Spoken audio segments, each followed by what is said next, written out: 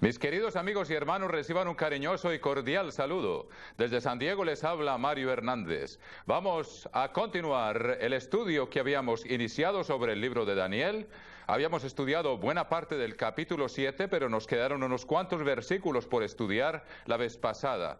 Puesto que estamos un poco limitados en el tiempo, por razones económicas tratamos de poner 2 sermones en cada una de las cintas que enviamos en lugar de uno solo.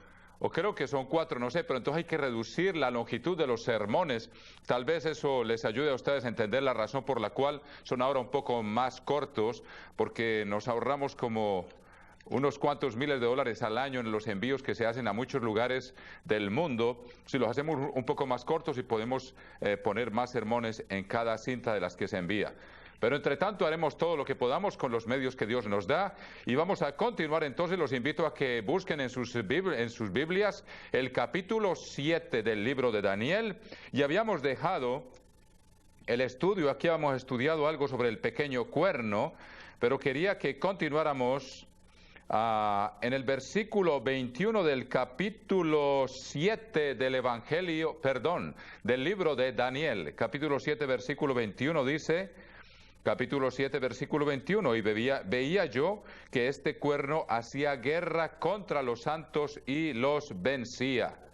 Ahora, efectivamente se está refiriendo al cuerno, al poder que va a surgir aquí ya vimos que este capítulo 7 de Daniel está íntimamente relacionado con el capítulo 13 del libro del Apocalipsis. Y vemos en el capítulo 13 del libro del Apocalipsis descripciones muy semejantes a las que vemos aquí. Dice en el versículo 4 del capítulo 13 del libro del Apocalipsis, dice: y adoraron al dragón que había dado autoridad a la bestia, y adoraron a la bestia diciendo: ¿quién como la bestia y quién podrá luchar contra ella? También se le dio boca que hablaba grandes cosas y blasfemias, y se le dio autoridad para actuar 42 meses. 42 meses, tengan esto bien presente. Y abrió su boca en blasfemias contra Dios para blasfemar de su nombre, de su tabernáculo y de los que moran en el cielo. Versículo 7, y se le permitió hacer guerra contra los santos y vencerlos. Ahí está exactamente la misma cita de Daniel, la está utilizando Juan en el capítulo 13, versículo 7 del libro del Apocalipsis. También se le dio autoridad sobre toda tribu, pueblo, lengua y nación. Muy bien, o sea que estamos viendo aquí los paralelos. Y sigamos leyendo entonces.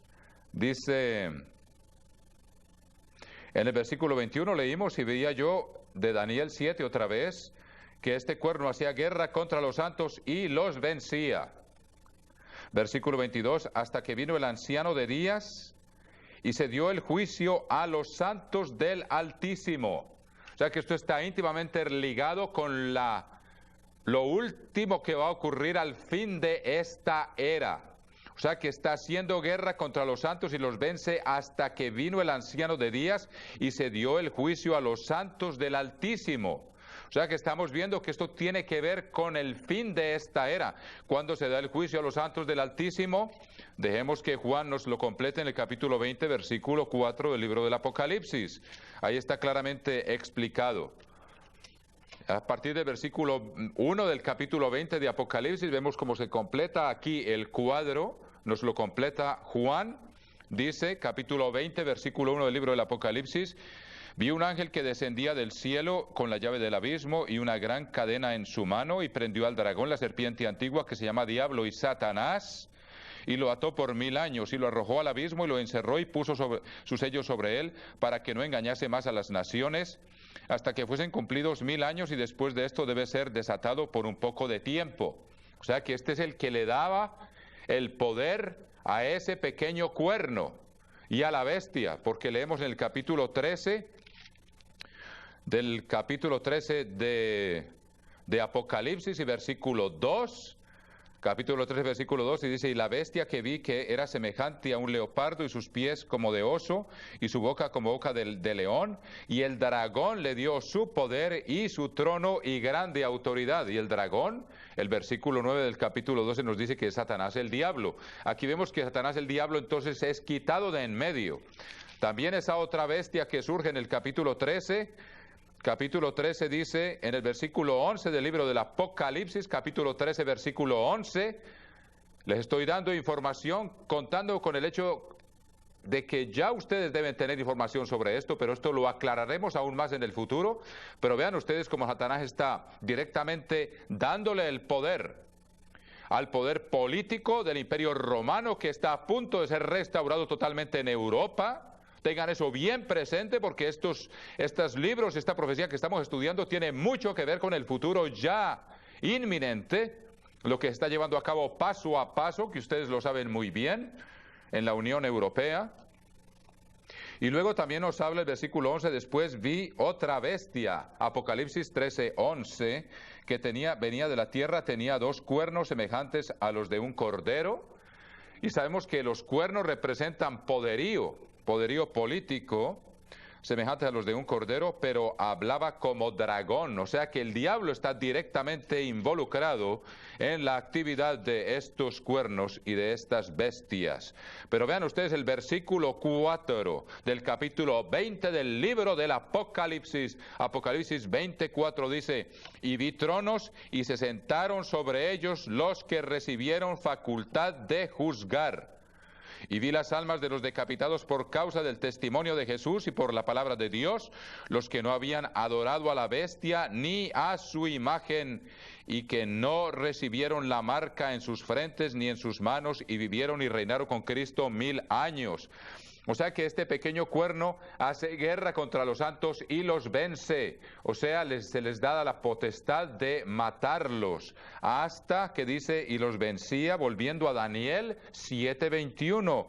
Y veía que este cuerno hacía guerra contra los santos y los vencía, hasta que vino el anciano de días y se dio el juicio a los santos del Altísimo. Y llegó el tiempo y los santos recibieron el reino, ya lo vimos, Apocalipsis 24, y vi tronos y se sentaron sobre ellos los que recibieron facultad de juzgar, y vi las almas de los decapitados por causa del testimonio de Jesús, o sea, los que habían sido vencidos por este cuerno, por causa del testimonio de Jesús y por la palabra de Dios. Los que no habían adorado a la bestia ni a su imagen, o sea, que no habían adorado al cuerno, y entonces se les dio la facultad de juzgar. Y sigamos en el versículo 22 hacia el final, dice, y llegó el tiempo y los santos recibieron el reino. Ya lo vimos cumplido en Apocalipsis 24. Versículo 23, dijo así, la cuarta bestia será un cuarto reino en la tierra, el cual será diferente de todos los otros reinos, y a toda la tierra devorará, trillará y despedazará. Esto lo hemos explicado ya, creo que suficientemente, en los estudios pasados que hemos hecho sobre la serie de imperios que surgieron después del imperio babilónico. Veamos ahora el versículo 24, dice, y los 10 cuernos significan que de aquel reino se levantarán 10 reyes, y tras ellos se levantará otro, el cual será diferente de los primeros, y a 3 reyes derribará. Ahora, ¿por qué será diferente de los primeros? Porque será un poderío religioso. Y estudiamos la vez pasada que esos 10 cuernos representan las 10 restauraciones que habrían de surgir del Imperio Romano después de su caída en el año 476, cuando recibió la herida mortal, pero fue sanada. Recuerden eso. El último emperador romano murió en el año 476. Rómulo Augustulo fue depuesto y asesinado por los érulos que conquistaron a Italia. Y luego se levantaron los 3 primeros de los 10 cuernos después de la caída del Imperio Romano, ya lo vimos, fueron los vándalos, los érulos y los ostrogodos, que fueron derribados por influencia del pequeño cuerno que se levantó después de ellos. Y después de esos 3 cuernos que fueron arrancados por no ser de la misma fe, digámoslo así, de la religión establecida oficialmente desde el año 325, que era trinitaria. Entonces, por no ser ellos, estos 3 reyes que vinieron primeros no eran de la misma, no confesaban las mismas creencias, los mismos dogmas. Entonces fueron depuestos, fueron arrancados, y quedan aún 7 que vamos a ver después. Ustedes creo que saben que sus 7 representan las 7 últimas restauraciones del Imperio Romano, que lo hemos estudiado, y ustedes creo que saben esto, pero lo vamos a estudiar más en detalle a medida que avancemos en estos estudios. Esos 7 últimos cuernos que quedaban, saben ustedes que fue la restauración imperial de Justiniano en el año 554, después la restauración imperial del Imperio Romano de Carlomagno en el año 800, que fue coronado por el Papa en la noche de Navidad del año 800, después la dinastía de los Otones, con Otón I el Grande, que se inició en la Edad Media, luego la dinastía de los Habsburgo, luego Napoleón Bonaparte, que vino a restaurar el Imperio Romano después de que habían ya decaído la dinastía de los Habsburgo, restauró el Imperio Romano Napoleón Bonaparte, y luego su caída en el año 1814, cuando abdicó, y luego la bestia se fue y desapareció y volvió a surgir con la unificación de Italia, y luego con el eje que se formó entre Mussolini y Hitler. Fue la 6ª restauración, y aún queda la 7ª, que ya se está forjando y fraguando en Europa, y eso creo, esto los puedo yo hablar a usted en lenguaje claro, y se está llevando a cabo eso, y va a surgir de repente y va a asombrar al mundo entero. Y ahí se completan los 10 cuernos de esta bestia. Entonces, sabemos que ese pequeño cuerno ha influido en todos los otros cuernos, y va a influir hasta en el último de los 7 que quedan después de que los 3 primeros fueron arrancados.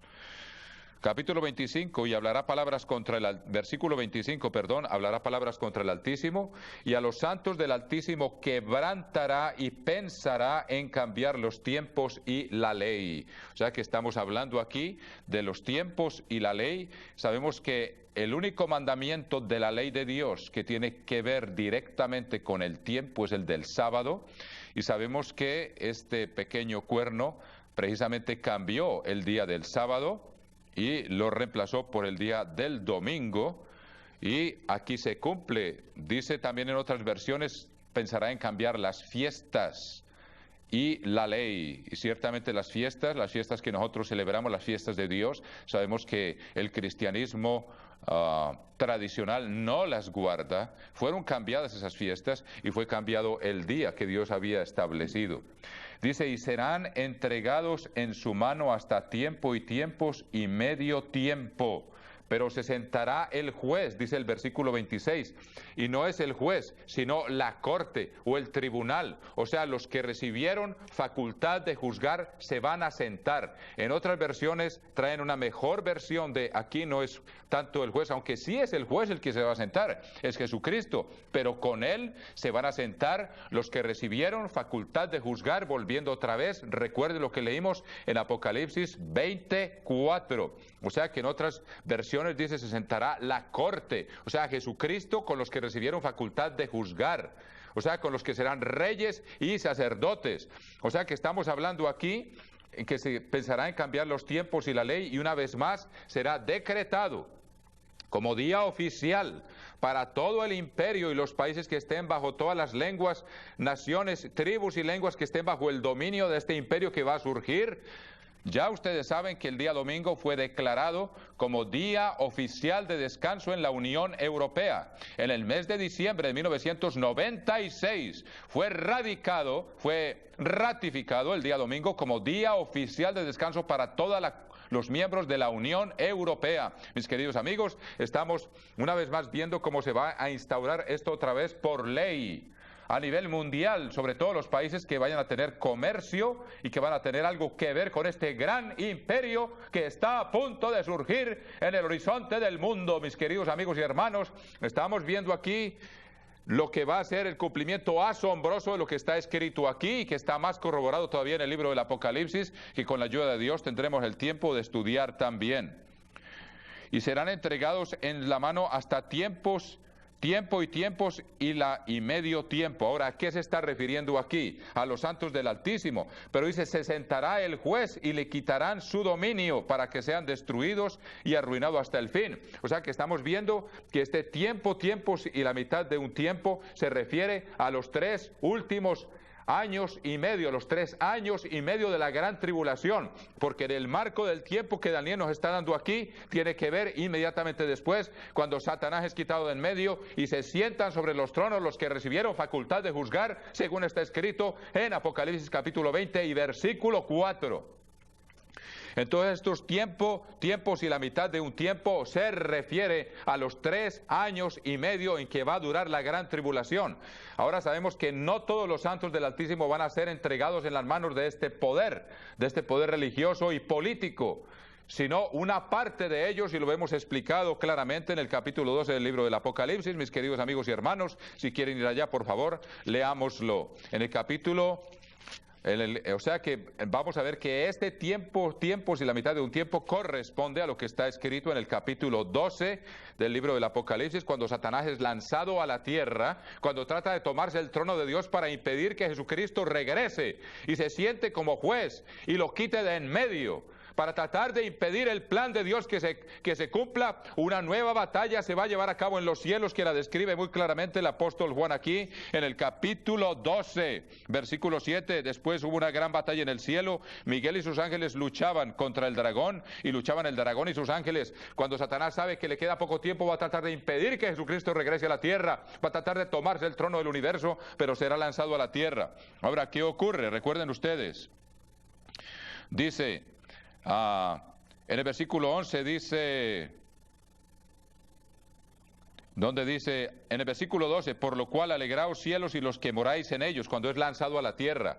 Ay de los moradores de la tierra y del mar, porque el diablo ha descendido a vosotros con gran ira, sabiendo que tiene poco tiempo. ¿Cuál es ese poco tiempo? Los 3 años y medio que Dios le va a permitir de la última persecución que se va a llevar a cabo. Ese es el poco tiempo que le queda.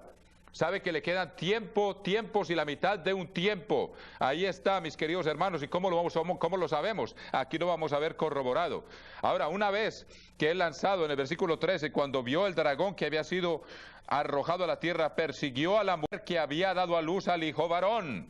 O sea, la Israel, la mujer que había dado luz al hijo varón, tal como está descrita en el capítulo 12 del libro del Apocalipsis, dice...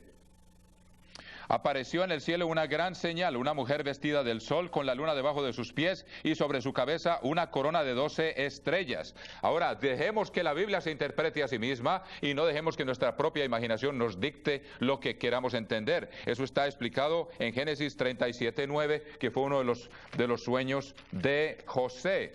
Génesis 37:9, ahí está explicado ese simbolismo. Génesis 37:9, versículo 9 del capítulo 37 del Génesis, repito, soñó aún otro sueño, José, y lo contó a sus hermanos diciendo, he aquí que he soñado otro sueño, y aquí que el sol y la luna y 11 estrellas se inclinaban a mí.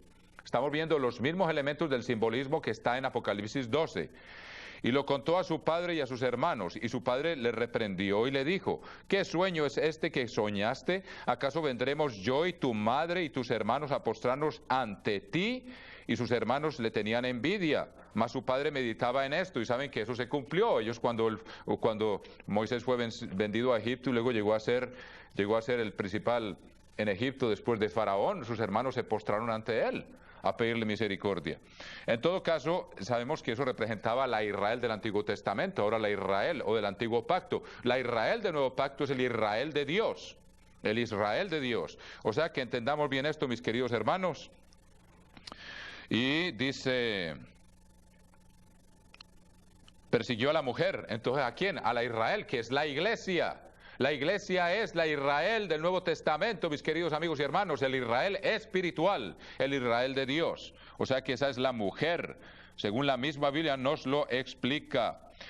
Entonces dice, versículo 13 del capítulo 12 de Apocalipsis, cuando vio el dragón que había sido arrojado a la tierra, persiguió a la mujer que había dado a luz al hijo varón, o sea, Jesucristo nació de la nación de Israel. Versículo 14, y se le dieron a la mujer las 2 alas de la gran águila, para que volase de delante de la serpiente al desierto, a su lugar, donde es sustentada por un tiempo y tiempos y la mitad de un tiempo. O sea que en el mismo periodo de tiempo que esta mujer va a ser protegida, es el mismo periodo de tiempo en que el resto de los hijos va a ser perseguido, y corresponde entonces a lo que está aquí en Daniel 7:25. Dice en la segunda parte del versículo, pensará en cambiar los tiempos y la ley, y serán entregados en su mano hasta tiempo y tiempos y la mitad de un tiempo, e inmediatamente después viene el reino de Dios, porque dice, pero se sentará el juez y le quitarán su dominio, dice el versículo 26. O que según el contexto vemos claramente que se trata de la última persecución que va a venir sobre la iglesia. Y luego dice en el versículo 15, volviendo a Apocalipsis 12:15, y la serpiente arrojó de su boca tras la mujer agua como un río para que fuese arrastrada por el río, pero la tierra ayudó a la mujer, pues la tierra abrió su boca y tragó el río que el dragón había echado de su boca. Entonces el dragón se llenó de ira contra la mujer y se fue a hacer guerra contra el resto de la descendencia de ella. Aquí está claramente escrito, los que guardan los mandamientos de Dios y tienen el testimonio de Jesucristo. O sea que eso es lo que caracteriza a el resto de la descendencia de la iglesia. Esos son los que van a ser entregados en las manos del pequeño cuerno, que habla como dragón, y a quien el dragón le da el poder, que es el que va a perseguir a la iglesia. Y sabemos que a esto mismo se refiere también en Apocalipsis 3, donde dice, Apocalipsis 3, versículo 10, Apocalipsis 3:10, por cuanto has guardado la palabra de mi paciencia. O sea que lo que quiere decir es cuanto has perseverado en mi palabra. O sea, los que han sido fieles a lo que está escrito en la palabra de Dios, sin comprometer la verdad de Dios, porque han perseverado en la palabra de Dios, yo también te guardaré de la hora de la prueba que ha de venir sobre el mundo entero, para probar a los que moran sobre la tierra. O sea que se está refiriendo aquí a esa mujer que le son dadas las alas de la gran águila. Ahora, muchos se imaginan que van a ir en alas de avión. Ahora, en el simbolismo bíblico, eso no necesariamente lo que significa, porque ustedes recuerdan que en el capítulo 19 del libro del Éxodo, Dios dice que los trajo sobre alas de águila y se vinieron fue a pie. O sea que es mejor seguir lo que la Biblia dice y tratar de entender que lo que quiere decir es que salieron con premura, porque salieron con premura de Egipto, tanto que no tuvieron tiempo para que hacerse pan, y se llevaron el pan sin levadura. A eso se refiere entonces esa premura. Pero vean ustedes el versículo 4 del capítulo 19 del Éxodo. Vosotros visteis lo que hice a los egipcios y cómo os tomé sobre alas de águila y os he traído a mí. O sea que literalmente, así como los egipcios vinieron a perseguir a Israel y Dios los salvó por medio del Mar Rojo, es muy parecido a lo que Dios va a hacer al final de los tiempos también, cuando los que están viviendo fuera del pecado salen del mundo y Dios los lleva al desierto y los libra entonces de la persecución del diablo. Esos paralelos los hemos estudiado en el pasado y creo que ustedes lo saben, mis queridos amigos y hermanos. Ahora, esos 3 años y medio también se refieren a los 42 meses en los cuales va a ser pisoteada Jerusalén. Veamos el capítulo 11 del libro del Apocalipsis. Capítulo 11, entonces me fue dada una caña semejante a una vara de medir, y se me dijo, levántate y mide el templo de Dios. Ahora, ¿cuál es el templo de Dios? El templo de Dios es la iglesia. Veanlo ustedes en la segunda epístola a los Corintios, capítulo 6. Veamos que la misma Biblia se interprete, mis queridos amigos y hermanos. No vamos a basarnos en nuestra propia imaginación. Segunda epístola a los Corintios, capítulo 6. Dice, por lo cual, versículo 16, ¿y qué acuerdo hay entre el templo de Dios y los ídolos? Porque vosotros sois el templo del Dios viviente, como Dios dijo, habitaré y andaré entre ellos y seré su Dios y ellos serán mi pueblo. La misma Biblia nos lo está diciendo, y en la primera epístola a los Corintios también nos dice lo mismo. Capítulo 6 de la primera epístola a los Corintios, ¿qué dice? Versículo 15, ¿no sabéis que vuestros cuerpos son miembros de Cristo? Quitaré pues los miembros de Cristo y los haré miembros de una ramera. Luego que dice,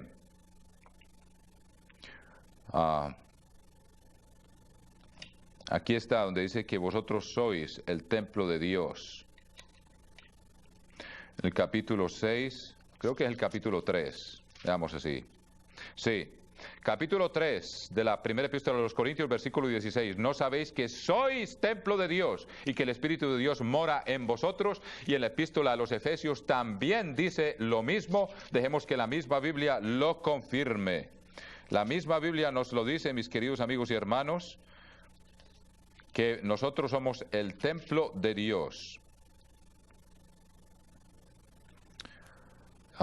En el versículo 20 del capítulo 2 de la epístola a los Efesios dice, edificado sobre el fundamento de los apóstoles, profetas, siendo la principal piedra del ángulo Jesucristo mismo, versículo 21, en quien todo el edificio bien coordinado va creciendo para ser un templo santo en el Señor. Creo que 2 o 3 testigos bastan para probar lo que la misma Biblia nos está diciendo aquí. Volvamos al capítulo 11 y vamos a qué se refiere. Este versículo aquí se está refiriendo a la iglesia. Entonces me fue dada una caña de medir, dice aquí el apóstol Juan, semejante a una vara de medir, y se me dijo, levántate y mide el templo de Dios y el altar y a los que adoran en él. Ahora, ¿qué significa eso de medir? Levántate y mide la iglesia. Está hablando desde la iglesia, y el altar y los que adoran en él. El altar, ¿quiénes son? Son los ministros del altar, son los que sirven, son los ministros, son los que sirven el alimento al pueblo de Dios. Veanlo ustedes explicado claramente en la epístola a los Hebreos. Dejemos que la misma Biblia se interprete, mis queridos amigos. Capítulo 13 de la epístola a los Hebreos. Capítulo 13, versículo 9 de la epístola a los Hebreos, veamos esto y dice, no os dejéis llevar de doctrinas diversas y extrañas, porque buena cosa es afirmar el corazón con la gracia, no con viandas. O sea que las doctrinas son viandas, o sea, el altar es donde se servía, donde estaba la carne, y los que sirven el altar son los que sirven la comida al pueblo, que nunca aprovecharon a los que se han ocupado de ellas. Versículo 10, tenemos un altar, está hablando de doctrinas, está hablando de un altar. Tenemos un altar del cual no tienen derecho a comer los que sirven al tabernáculo.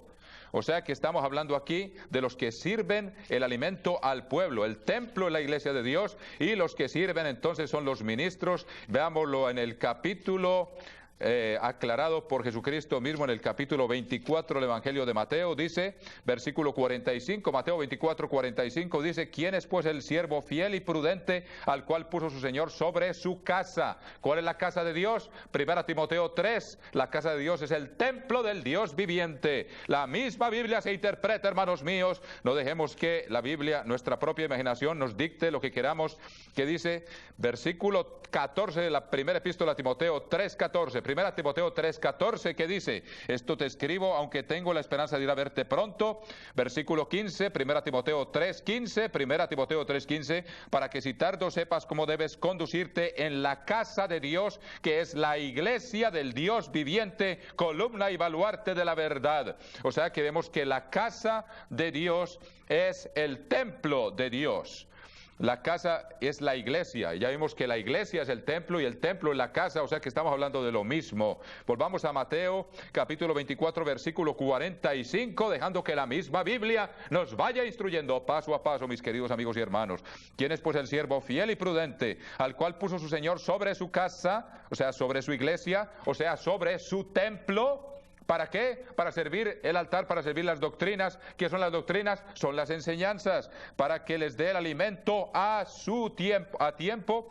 Bienaventurado aquel siervo al cual cuando su Señor venga le haya haciendo así. De cierto os digo que sobre todos sus bienes le pondrá. Pero si aquel siervo malo dijere en su corazón, mi Señor tarda en venir, lo que en tanto nos dijeron en aquella iglesia que se apartó de la verdad, y comenzaré a golpear a sus consiervos, ¿acaso no lo hicieron? Y aún a comer y a beber con los borrachos, con los que están embriagados con las doctrinas de la iglesia falsa, de la cual beben los que están todos embriagados de sus doctrinas, y empezaron a comer y a beberse esas doctrinas, a comer viandas y a comer con los borrachos, los que están embriagados con la falsedad de lo que enseña el mundo por el engaño de Satanás. Versículo 50, vendrá el Señor de aquel siervo en el día en que no lo espera y a la hora que no sabe, y lo castigará duramente y pondrá su parte con los hipócritas, y ese será el lloro y el crujir de dientes.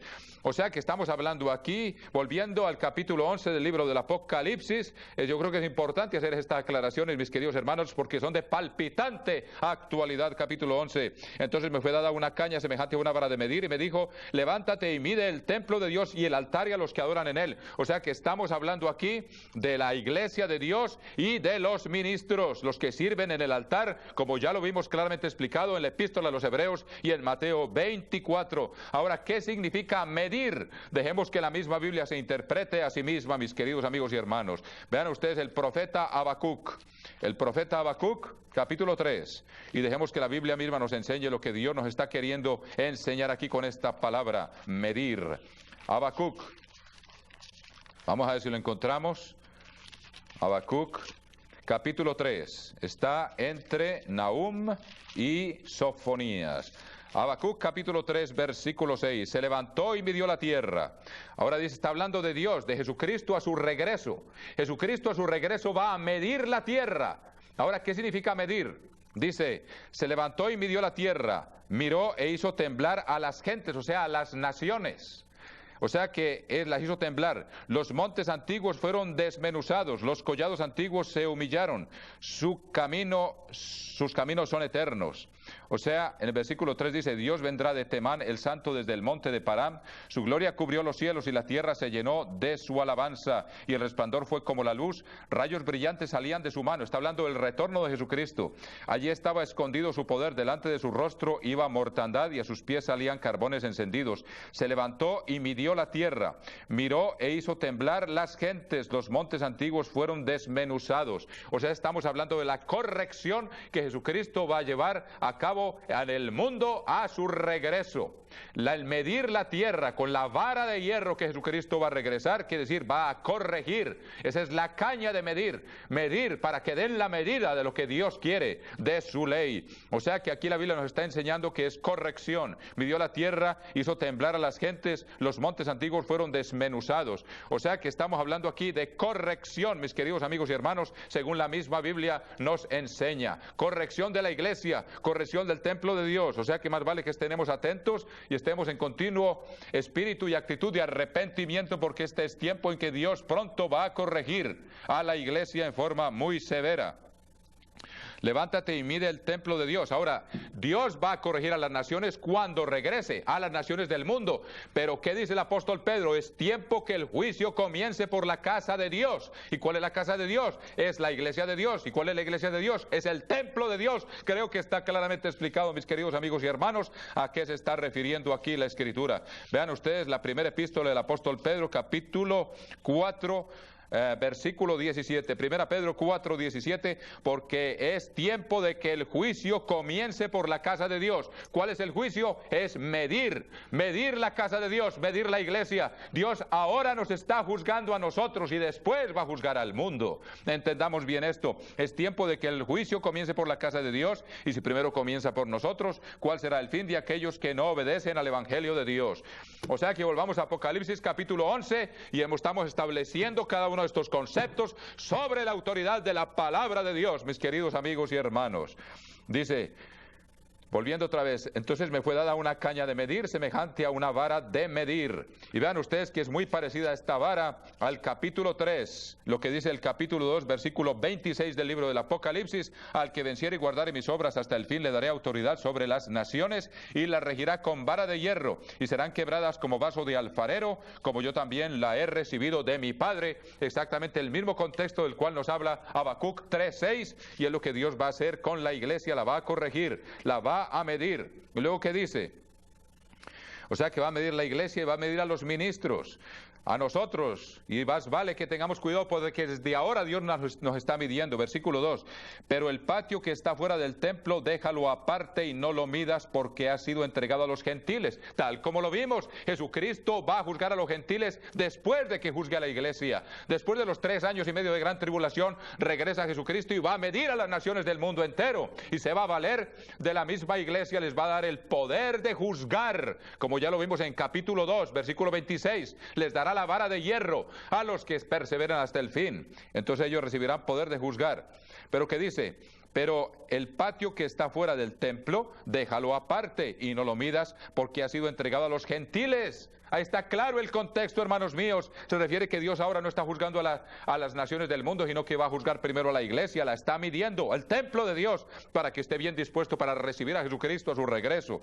Lo dice, y ellos hollarán la ciudad 42 meses. O sea que a los gentiles se les dará que puedan estar en Jerusalén y hollar la ciudad y profanar los sacrificios que van a ser comenzados ahí durante 42 meses, 3 años y medio, tiempo y la mitad de un tiempo exactamente corresponde a esto, y corresponde también al tiempo de predicación de los 2 testigos, donde dice, versículo 3, y daré a mis 2 testigos que profeticen por 1260 días vestidos de cilicio. O sea que todas estas cantidades corresponden a lo mismo, y es también el tiempo de los gentiles que se menciona en Lucas capítulo 21, mis queridos amigos y hermanos. Queridos amigos y hermanos, veamos esto corroborado aquí por la misma Biblia, cómo Jesucristo se refiere a ese tiempo que está escrito ahí en Apocalipsis, en Lucas capítulo 21, dice, Lucas capítulo 21, donde dice, versículo 24, y caerán a filo de espada y serán llevados cautivos a todas las naciones, y Jerusalén será hollada por los gentiles hasta que los tiempos de los gentiles se cumplan. Ya vimos que son escritos en capítulo 11 de Apocalipsis. ¿Cuáles los tiempos de los gentiles? Dice, pero el patio que está fuera del templo déjalo aparte y no lo midas, porque ha sido entregado a los gentiles, y ellos hollarán la ciudad santa 42 meses, o sea, 3 años y medio. Todas estas cifras corresponden entonces, era una aplicación o una explicación de lo que estábamos estudiando en el capítulo 7 del libro de Daniel, donde dice, y serán entregados en su mano hasta tiempo y tiempos y la mitad de un tiempo. O sea que únicamente cuando Jesucristo regrese y empiece a lanzar las plagas, que son la séptima trompeta, después de la séptima trompeta marca el retorno de Jesucristo, la resurrección de los santos y las 7 últimas plagas, entonces cuando Dios empieza a aplicar sus juicios sobre este organismo que persiguió a los santos. Y eso lo podemos estudiar en el libro del Apocalipsis, donde está claramente explicado paso a paso. Y serán entregados en su mano hasta tiempo y tiempos y medio tiempo, o sea que ya vimos a qué equivale este periodo. Espero haberlo explicado suficientemente basado en la autoridad de la palabra de Dios. Veamos el versículo 26 del capítulo 7 de Daniel, Daniel 7:26. Pero se sentará el juez, ya como les dije, es la corte, o sea, los que recibieron facultad de juzgar, y le quitarán su dominio para que sea destruido y arruinado hasta el fin. Y eso está claramente descrito en el libro del Apocalipsis, capítulo 19 del libro del Apocalipsis. Veamos cómo aquí se va cumpliendo todo esto. En el capítulo 19, versículo 19 del libro del Apocalipsis dice, y vi a la bestia, a los reyes de la tierra y sus ejércitos reunidos para guerrear contra el que montaba en el caballo y contra su ejército. Y la bestia fue apresada, y con ella el falso profeta que había hecho delante de ella las señales con las cuales había engañado a los que recibieron la marca de la bestia y habían adorado su imagen. Estos dos fueron lanzados vivos dentro de un lago de fuego que arde con azufre. Ahí está claramente escrito lo que dice aquí. Versículo, volviendo a Daniel 7:26, se sentará el juez y le quitarán su dominio para que sea destruido y arruinado hasta el fin. Ya lo vimos en Apocalipsis 19, cuando se cumplirá eso. Nos completa el cuadro el apóstol Juan. Versículo 27, y que el reino y el dominio y la majestad de los reinos debajo de todo el cielo se ha dado al pueblo de los santos del Altísimo, cuyo reino es reino eterno, y todos los dominios le servirán y obedecerán. Está claramente dicho en el capítulo 20 del Apocalipsis, dice, volviendo allí, al versículo 4, 24, hacia el final dice, y vivieron y reinaron con Cristo 1000 años. Esas son las últimas palabras del versículo 4, reinaron y vivieron y reinaron con Cristo 1000 años. Y dice, y los dominios le servirán y obedecerán. Versículo 28, aquí fue el fin de sus palabras. En cuanto a mí, Daniel, mis pensamientos me turbaron y mi rostro se demudó, pero guardé el asunto en mi corazón. Así hemos llegado al final del capítulo 7 del libro de Daniel, y vemos cómo es de palpitante actualidad, mis queridos amigos y hermanos, y es importante tener todos estos conceptos claros en nuestra mente. Empecemos el capítulo 8 del libro de Daniel. En el año tercero del reinado del rey Belsasar. Ahora, ¿cuál fue el año tercero del reinado del rey Belsasar? El capítulo 7 empieza en el primer año de Belsasar, rey de Babilonia. Ahora, según los eruditos y los estudios que se han hecho en la iglesia a lo largo de los años, se ha establecido que el primer año de Belsasar fue el año 553 antes de Cristo, Y el año tercero, pues naturalmente será el año 550 antes de Cristo. Ahora, no vamos a basar toda nuestra fe en estas fechas, pero es bueno tener esas indicaciones para darnos una idea de en qué periodo, y la Biblia por alguna razón nos dice el año, nos dice en qué tiempo recibió Daniel la revelación. O sea que estamos hablando aquí del año 550 antes de Cristo, o sea, esto fue antes de la caída de Babilonia, que cayó en el año 539. Tengan estas fechas para que se vayan familiarizando con estas cosas, porque yo creo que Dios quiere que tengamos estos conceptos claros en la mente para que no seamos víctimas del engaño y estemos bien fundamentados en cómo se ha cumplido la profecía paso a paso.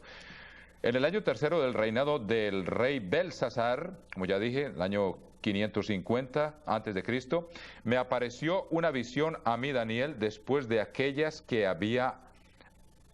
me había aparecido antes, o sea, 3 años después. Versículo 2.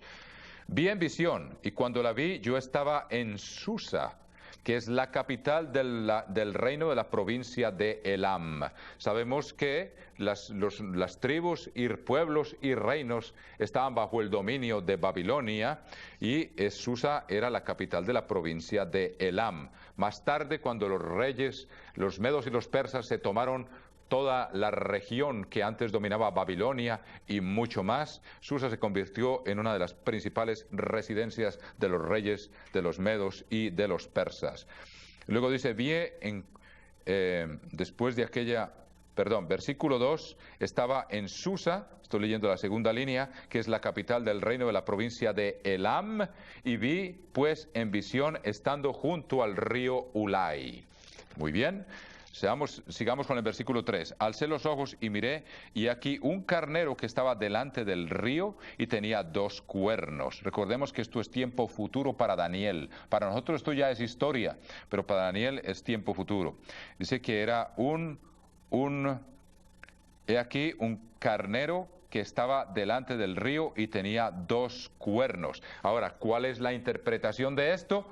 La misma Biblia nos lo da en el mismo capítulo. Vean ustedes el versículo 20, capítulo 8, versículo 20, que nos dice: en cuanto al carnero que viste, que tenía 2 cuernos, estos son los reyes de Media y de Persia. Ahí está, explicado en la misma Biblia. O sea que son los reyes de Media y de Persia los que habrían de venir a reemplazar el imperio de Babilonia. Luego, ¿qué dice?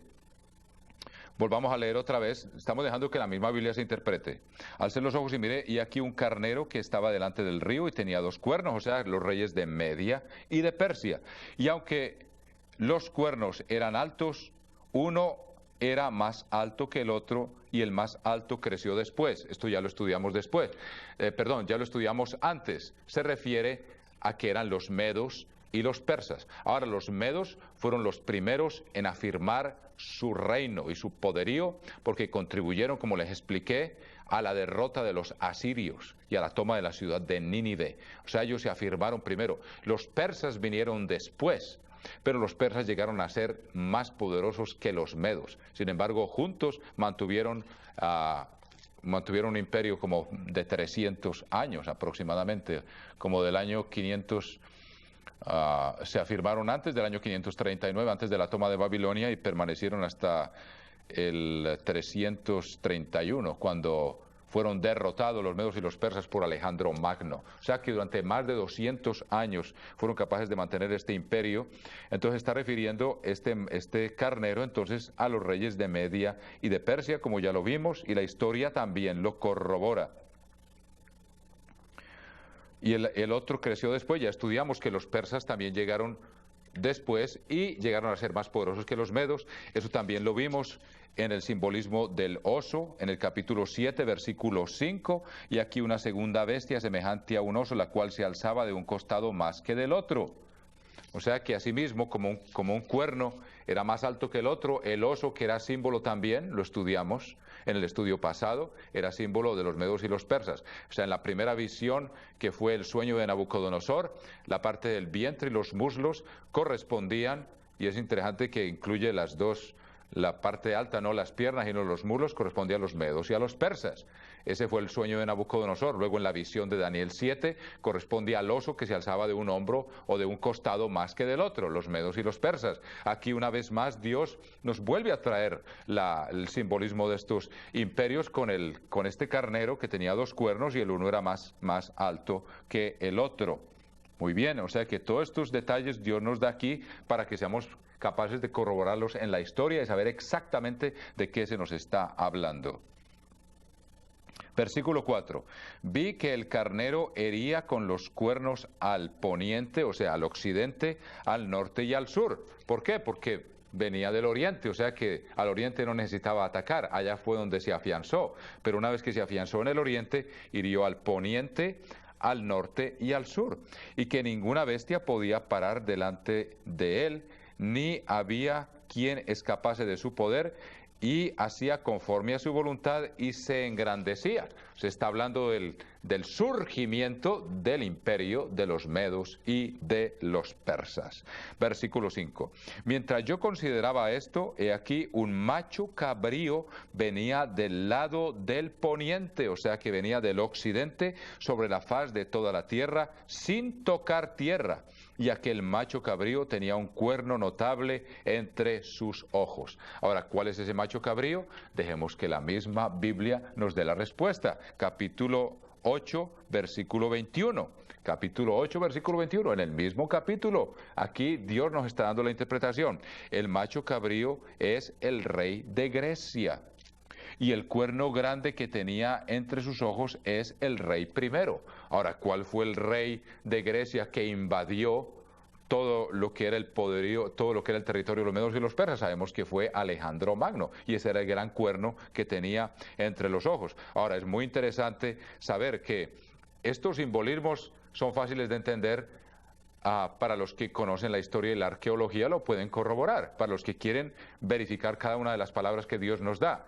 El carnero era símbolo, un carnero reclinado era el símbolo en las monedas de los medos y de los persas, y uno de los cuernos era más grande que el otro. O sea que aún en las monedas surgió este simbolismo. Ahora, el macho cabrío, dice aquí, en el versículo 5 dice, mientras yo consideraba esto, he aquí un macho cabrío venía del lado del poniente, o sea que venía del occidente. Ya vemos que el imperio medo-persa surgió en el oriente. El macho cabrío, que es el rey de Grecia, viene del occidente, o sea, Grecia estaba en la región occidental. Ahora, es muy interesante también saber que Egeo, el mar Egeo, que es el mar que está, ustedes ven en un mapa, eso es muy fácil de ver, el mar Egeo donde queda al norte de Grecia, en la región de Macedonia, significa mar. Egeo viene de la raíz en hebreo, en griego, que significa cabras. O sea que macho cabrío, y que venía de la región del Egeo, es muy fácil de identificar con el rey de Grecia. La misma Biblia nos está diciendo que es el rey de Grecia, y la palabra Egeo, que es la región donde venía de Macedonia, del norte de Grecia, donde venía Alejandro Magno, significa, esa región significa cabras. La región Egeo viene de la palabra cabra. En todo caso, ya vemos entonces que esos símbolos también los corroboran los datos históricos que tenemos al respecto de estos pueblos. O sea que tenía un cuerno notable entre los ojos, que es Alejandro Magno. Ya estudiamos que era un hombre de un gran genio militar, pero que naturalmente Dios permitió que conquistara con la rapidez, por eso dice que no tocaba tierra. Y por eso el símbolo en el capítulo 7 que vimos de Daniel, el símbolo es un leopardo que tenía alas. O sea que es la rapidez del desplazamiento de Alejandro Magno con sus 30 o sus 35.000 hombres, que se desplazó a gran rapidez, y ya hemos visto que en la historia militar no ha habido alguien que haya conquistado tanto territorio en tan poco tiempo como lo hizo Alejandro Magno, que en cuestión de 10 años conquistó todo lo que había desde el mar Adriático hasta la India. O sea que fue absolutamente asombroso. O sea que fue un cuerno notable, tal como está escrito aquí. Como dice en la última parte del versículo 5, tenía un cuerno notable entre sus ojos, y vino hasta el carnero de dos cuernos, o sea, hacia los medos y los persas. Sabemos que en el año 331, en la batalla de Arbela, dice que había visto en la ribera del río y corrió contra él con la furia de su fuerza. y lo vi que llegó junto al carnero y se levantó contra él y lo hirió y le quebró sus dos cuernos, o sea que derribó el poderío de los medos y de los persas, y el carnero no tenía fuerzas para pararse delante de él. Lo derribó, por tanto, en tierra y lo pisoteó, y no hubo quien librase al carnero de su poder. Eso se cumplió en el año 331, como les digo, en la batalla de Arbela, cuando a las huestes de Alejandro Magno derrotaron a 30.000 o 35.000 hombres, derrotaron a más de 600.000 que traía el rey Darío, uno de los Daríos de la dinastía de los medos y de los persas, y fue derrotado por Alejandro Magno. Vamos a detenernos aquí, mis queridos amigos y hermanos, y continuaremos la próxima vez en el versículo 8, donde empieza a describir y nos va a dar más detalles, pues este capítulo tiene información muy importante para el tiempo del fin, y con la ayuda de Dios vamos a elucidar y a entender. Les aconsejo que lo estudien de antemano para que tengan sus preguntas en su mente, y luego cuando la estudiemos a ustedes les va a aclarar esto y les va a ser mucho más fácil entenderlo. Los espero entonces la próxima vez para continuar este estudio del libro de Daniel, mis queridos amigos y hermanos, y ha sido un gusto como siempre poderme dirigir a ustedes en esta ocasión.